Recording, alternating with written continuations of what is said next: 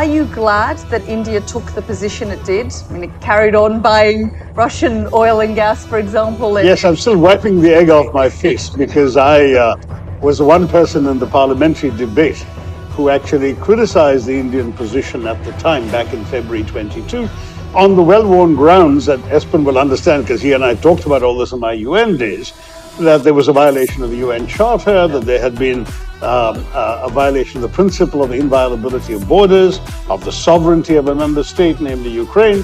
And we had always stood for the inadmissibility of the use of force to settle international disputes. And all of those principles, I said, had been violated by one party, and we should have condemned it.